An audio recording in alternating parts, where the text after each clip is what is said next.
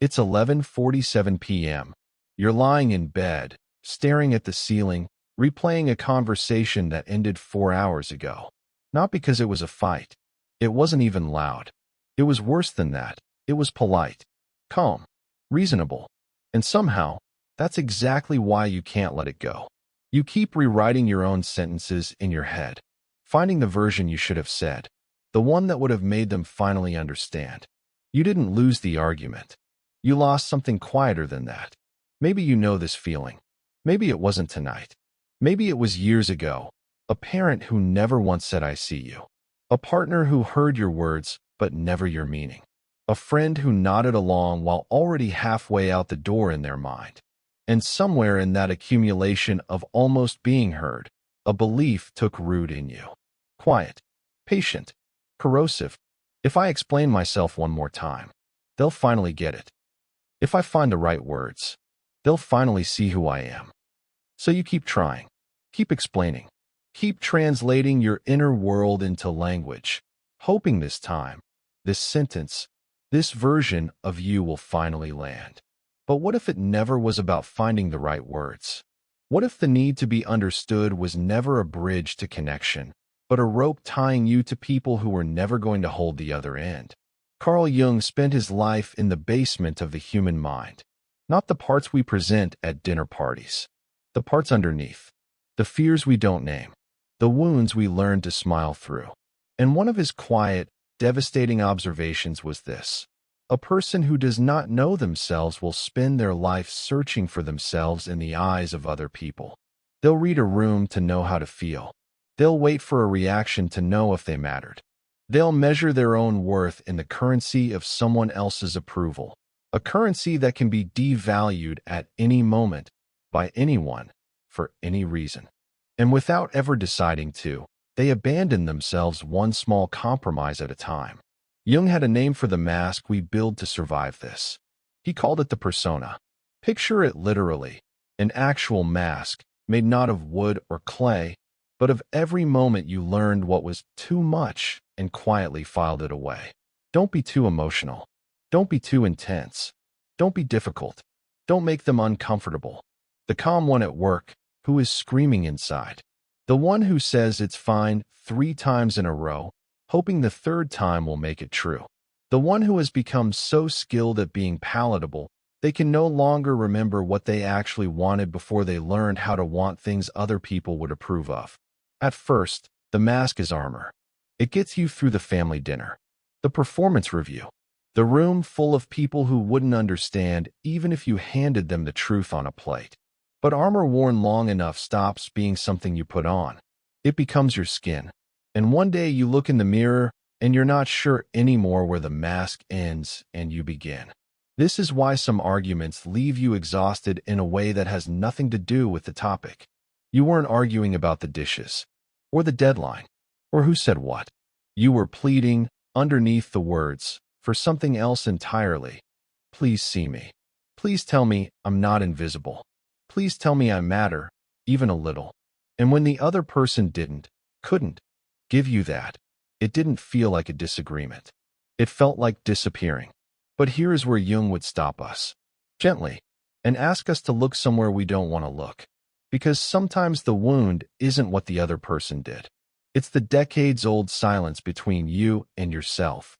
A person who has actually met themselves, really met themselves, shadow and all, doesn't need a courtroom of witnesses to confirm they exist. They already know. Your truth doesn't get more real because someone finally nods. And it doesn't evaporate because someone refuses to. There's an old oak tree that stands alone at the edge of a field somewhere. Maybe you've seen one like it. Storms come.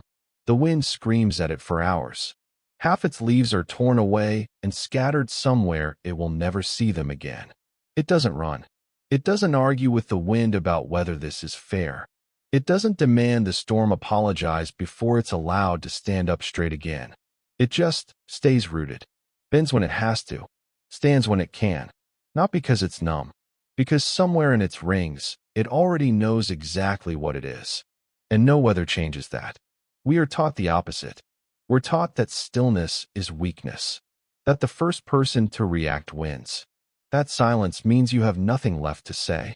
But a person who reacts to everything can be moved by anyone, pulled off center by a comment, derailed by a tone of voice, handed someone else's bad mood like a package they never ordered but somehow have to carry home. Something shifts the day you learn to pause, just for one breath, before the reflex takes over. You start to watch your own emotions arrive, instead of being dragged behind them. You start to listen without already building your defense in your head.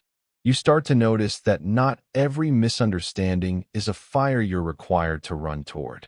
And in that pause, small, almost invisible, you find your way back to someone you hadn't heard from in a long time. Yourself.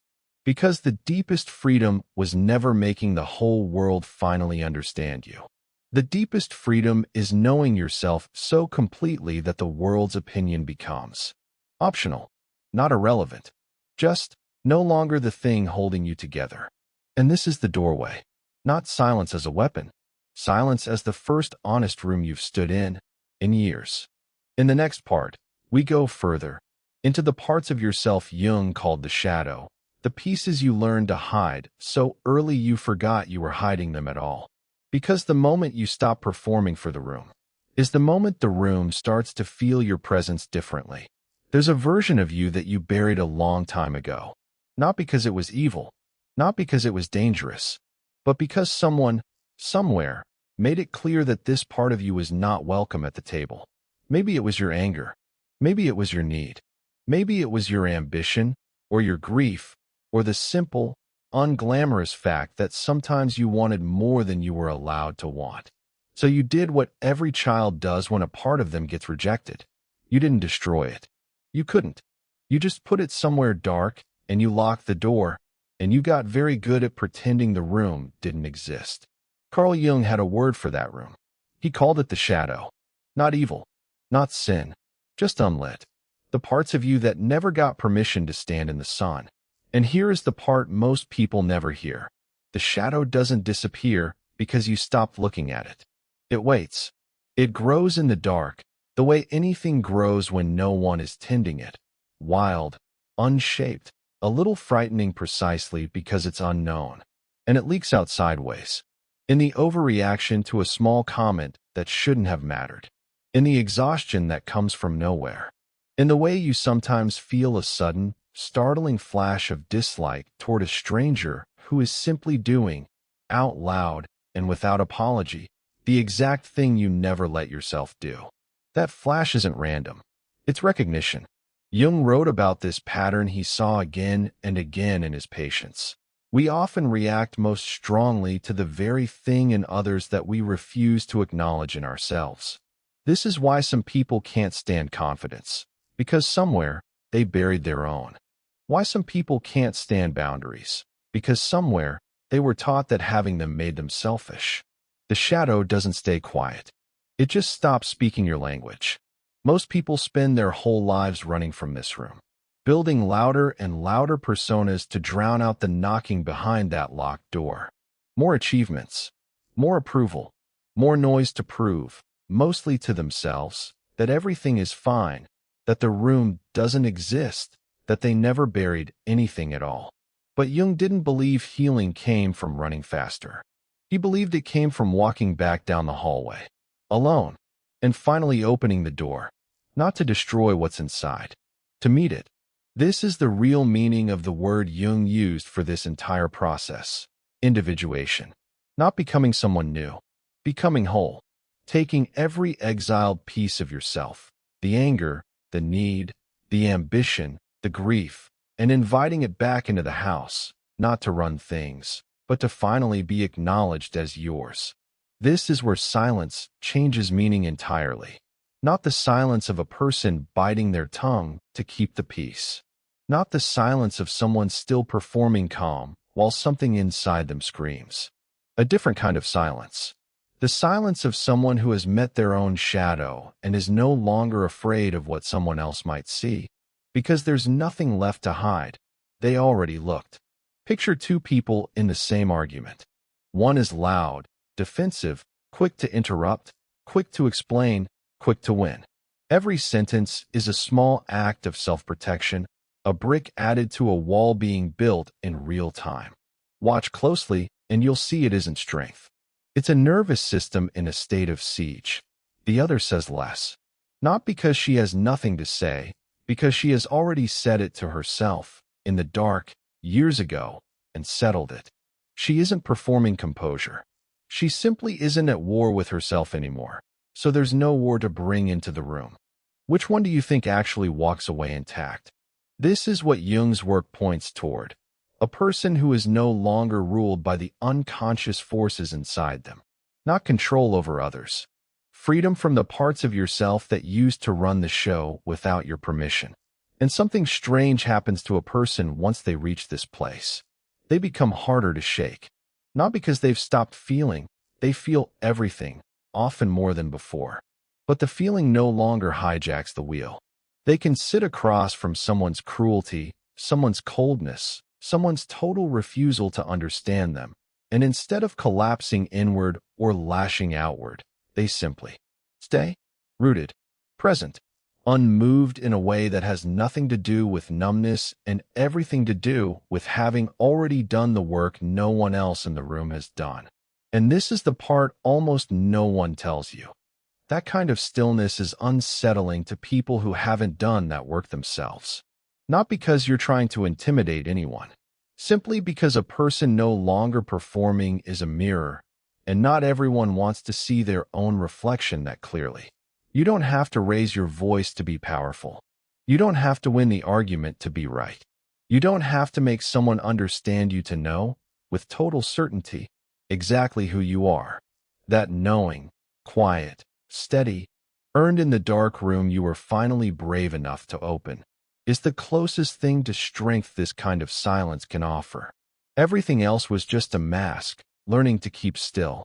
In the final part, we go to the place this journey has been leading all along. Not silence as protection, not silence as the aftermath of facing the shadow, but silence as home. And why the people who find it stop needing anyone's permission to finally exist.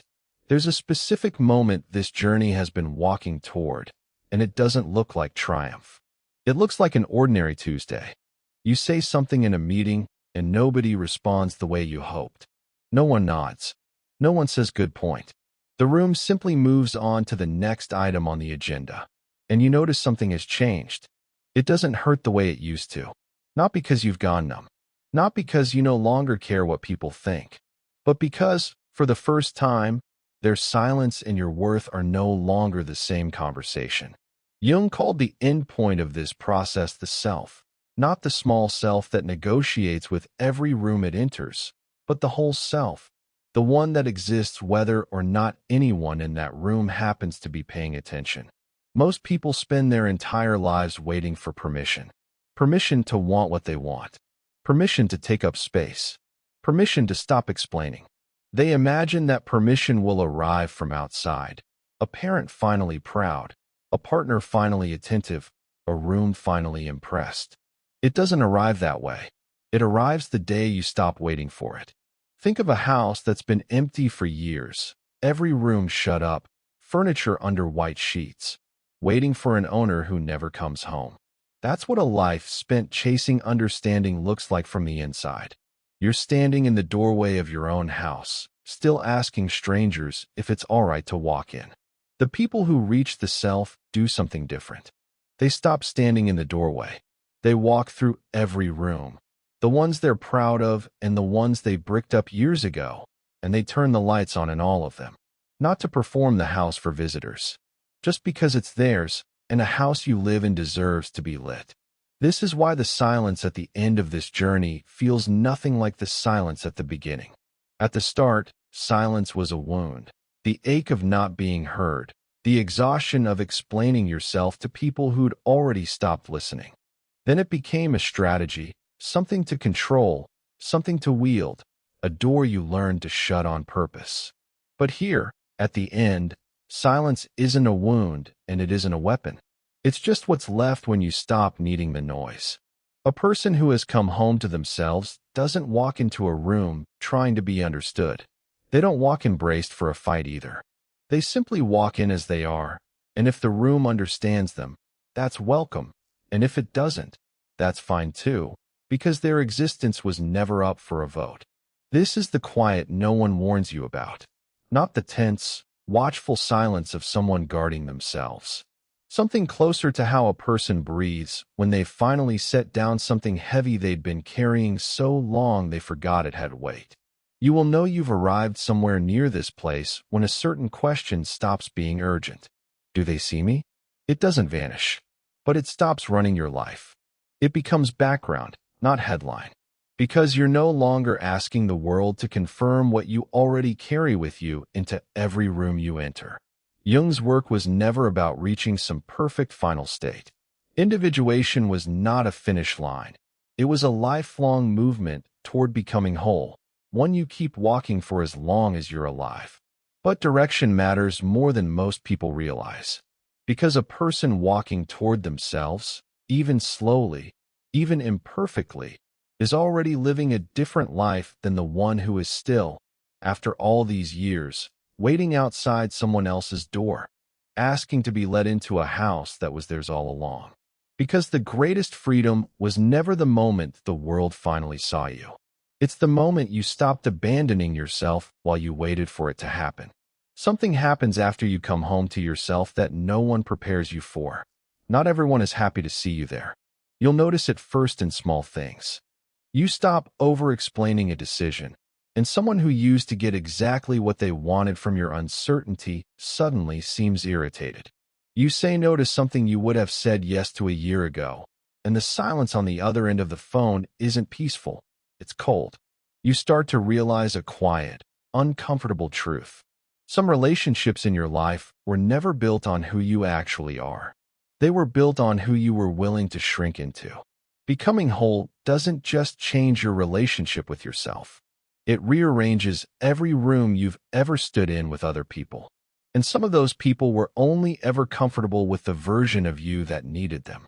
Think about the friend who always had an opinion about your choices, and somehow, every opinion pointed you back toward smaller. The family member who called you too sensitive whenever you finally said what you actually meant. The partner who fell in love with the person who apologized for existing and doesn't quite know what to do with the one who stopped. None of them may be villains. Most of them aren't acting with malice.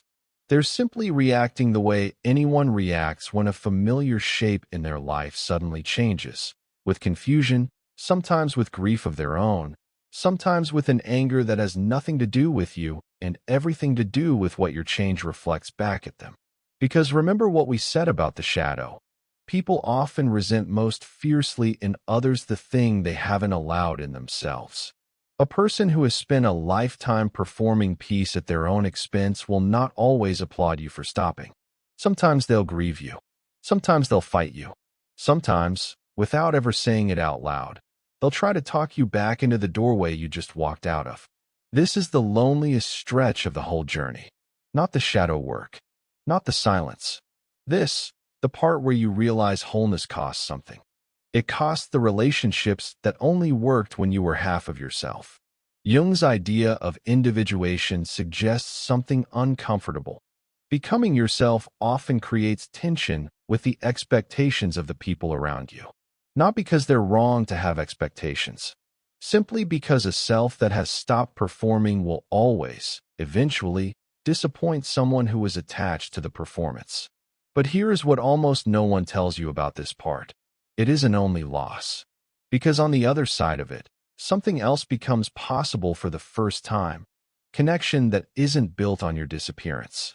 You start to notice which relationships were never actually about your smallness at all. The friend who, when you finally stop over-explaining, leans in closer instead of pulling away.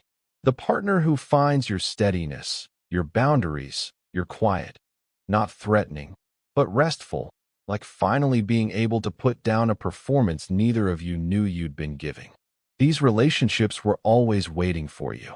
You just couldn't find them from inside the doorway. This is the strange arithmetic of coming home to yourself. You may lose the people who were most comfortable with your absence, the ones who never asked you to disappear, exactly, but who never quite noticed when you did. And in their place, slowly, you find the people who were only ever waiting for your presence. And slowly you understand something that reframes the entire journey, all the way back to the beginning, back to that conversation that kept you awake, back to the ache of not being understood. You were never actually afraid of being alone. You were afraid of being alone as yourself. But the self you were so afraid to bring into the room, the one you buried, the one you silenced, the one you spent years performing around, turns out to be the only one capable of being truly known by anyone at all. Because you cannot be loved for who you are while you're still busy hiding who you are. The house has to be lived in before anyone can be welcomed inside it. There's a version of this story where you win, where the people who doubted you finally see it, where the room that once ignored you finally goes quiet out of respect instead of indifference, where every explanation you never got to finish gets its vindication at last. That version is tempting. It's the version most stories like this one are supposed to end with. But it isn't this one. Because somewhere between the doorway and the lit-up house, something in you stopped waiting for the win. Not because you gave up, because you noticed, quietly, that you no longer needed it the way you used to. Not everyone will understand the choices that got you here. Some people never will. The parent who still doesn't see you. The friend who still thinks you changed for the worse. The room that will, on some ordinary Tuesday years from now, still fail to notice when you speak. For a long time, that would have been unbearable. It would have sent you back into old patterns, explaining louder, shrinking faster, performing harder, anything to close the gap between who you are and who they're willing to see. But permission was never actually theirs to give. It only felt that way because no one had given you yours. This is the last, quiet turn of the whole journey. Not a moment where the world finally agrees with you. A moment where you realize it was never required to. You can still love the people who don't fully understand you. You can still sit at their table, laugh at their jokes, show up when it matters. Not understanding is not the same as rejection, and you no longer need to treat it that way. What's changed isn't them. It's that their understanding is no longer the ground you stand on. You stand on something else now. Something Jung spent his whole life circling, but never fully named, because it isn't the kind of thing that survives being named. Call it wholeness. Call it the self. Call it, simply, the quiet certainty of someone who has already met every part of themselves and decided, deliberately, to keep all of it. Picture that house again. The one that stood empty for years, waiting for an owner who kept asking strangers for permission to walk in. The lights are on now. All of them. Even in the rooms that used to be locked. There's no one standing at the door waiting for a verdict. No performance being staged for whoever might walk by. Just someone sitting in their own home, in the evening, in the kind of silence that isn't absence and isn't strategy. It's just quiet. The kind you only get to have once you've stopped needing it to prove anything. And if someone knocks, they'll be welcome. But the lights were never going to wait for them. There's a test that comes after the healing. No one tells you about it in advance, and it rarely announces itself. It just shows up disguised as an ordinary conversation. Someone says something designed to get a reaction out of you. A dismissive comment. A guilt trip dressed up as concern. A question that isn't really a question. It's a hook, baited and waiting to see if you'll still bite. And for a moment, the old current runs through you. The urge to defend, to explain, to fix how you're being perceived in someone else's eyes, right now, immediately, before the moment passes and the misunderstanding sets in permanently. This is the current that used to run the whole show. But now you notice it. And noticing it is the entire difference. Manipulation, in almost every form it takes, depends on one thing: your reaction. It needs you to explain yourself, because your explanation gives it new material to work with. It needs you to get defensive, because your defensiveness looks, to anyone watching, like guilt. It needs your emotions, because emotions are the only current a manipulator can actually run electricity through. Take that away, and there's nothing left to plug into. This isn't about becoming cold. It isn't about walling yourself off from people or treating every interaction like a chess match. That would just be the old fear wearing a new, more sophisticated mask, control dressed up as peace. This is something quieter than that. It's the simple fact that you no longer owe an explanation to someone who has already decided not to hear it. Think about how much of your life you used to spend translating yourself for people who weren't listening, trying to find the sentence that would finally make them understand, as if the right combination of words could unlock a door that was never actually about the words in the first place. Some people, in a given moment, aren't really trying to understand you at all. They're trying to protect their own version of the story, the one where they're not the one who has to change. You don't have to prove anything against a story like that. You never could. There's a particular kind of stillness that comes from this, not the stillness of someone suppressing anger, holding their breath, counting to 10 while something boils underneath. A different stillness. The stillness of someone who simply isn't interested in the game being offered. Picture someone throwing a rope, expecting you to grab it, and get pulled into the argument they've already written the ending to. And instead, you just don't reach for it. Not out of spite. Not to punish them with your silence. Just because you noticed the rope and you noticed you don't have to hold it. This is what earlier we called being unavailable. Not unavailable as an absent, but unavailable as an unreachable by that particular method. The guilt trip doesn't land because you've already met the parts of yourself that used to make guilt trips work. The provocation doesn't land because you're no longer performing composure. You actually have it, and the difference between the two is the whole difference in the world. Sometimes, when the reaction stops coming, the other person pushes harder. This is worth knowing, not as a warning to be afraid of, but simply as information, and not always evidence of bad intent. Often it's just an old pattern between the two of you, one that used to work, running on instinct because no one told it the rules had changed. It isn't proof that you're doing something wrong. It's often proof of the opposite, that the tool that used to move you has finally stopped working, whether or not the person holding it even realizes that's what's happening. You don't need to announce this shift. You don't need to explain to anyone that you've changed, that you're not reacting the way you used to, that this is growth. The explanation itself would just be another rope. You simply live it. You answer what deserves an answer. You let the rest pass through the room without asking you to hold it. And slowly, without a single dramatic confrontation, without ever raising your voice, the old patterns between you and certain people start to lose their grip. Not because you fought them, but because there was nothing left in you for them to hold on to. This is the part of the journey that finally moves outward. The first 5 parts of this were about coming home to yourself. This one is about living there, even on the days the world knocks on your door, trying to pull you back out.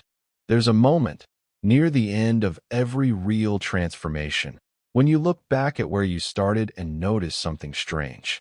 You expected to find a stranger there, the person who needed everyone's approval, the person who explained themselves until their voice gave out. The person who mistook silence for punishment and noise for proof of being alive. But that isn't what you find.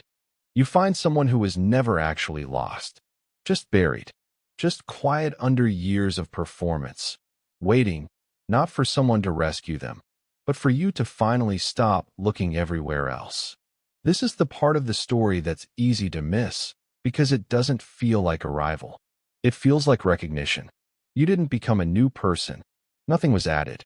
If anything, the whole journey was subtraction, layer after layer of mask, removed one at a time, until what was left was simply what had always been there, underneath all of it, waiting.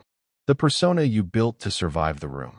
The shadow you exiled to keep the peace. The relationships that only worked when you agreed to stay small. The old reflex to explain, to defend, to prove. One by one, you set them down. Not violently, not all at once. Just the way a person quietly stops carrying something they've realized, one ordinary day, they were never actually required to carry. And what's left, underneath all of that, was never fragile. It was never something that needed to be built from nothing. It was only ever something that needed to be uncovered. This is why the silence at the very end of this journey is different from every silence that came before it. It isn't the silence of a wound, aching to be heard. It isn't the silence of a strategy, calculated and precise. It isn't even the silence of self-protection, the door held shut against a world that might get in. It's simply the quiet of someone who no longer has anything left to prove. Not because they won some argument, not because the world finally applauded, but because they stopped needing the applause to know they were real. You will still walk into rooms that don't understand you. You will still meet people who liked you better, small, and moments that tempt you to explain yourself all over again. That part of being human doesn't end. Jung never promised it would. But you'll walk into those rooms differently now. Not bracing, not performing, not waiting by the door for someone to tell you it's all right to come in. Just walking in as yourself. The self you buried, then met, then finally, quietly, brought back home. Picture someone stepping outside at dawn. Not running from anything. Not chasing anything either. The house behind them is lit. The door's unlocked. Nothing hidden inside it anymore. They're not looking for the world to see them. They already have. If you've made it this far, some part of what we talked about today probably touched something real in you. Maybe it was the doorway. Maybe it was the rope you finally stopped reaching for. Maybe it was simply the idea that your silence was never weakness. It was you, quietly finding your way home. So here's a question worth sitting with tonight. What version of yourself have you been keeping in a room with the lights off? You don't have to answer that out loud. But if you want to, tell us in the comments. What part of yourself are you finally ready to let back in? And if this found you at the right moment, there's another video waiting that goes even further into this. Into what happens after you stop explaining yourself to people who were never going to listen. Until then, stay quiet, stay whole, and welcome home.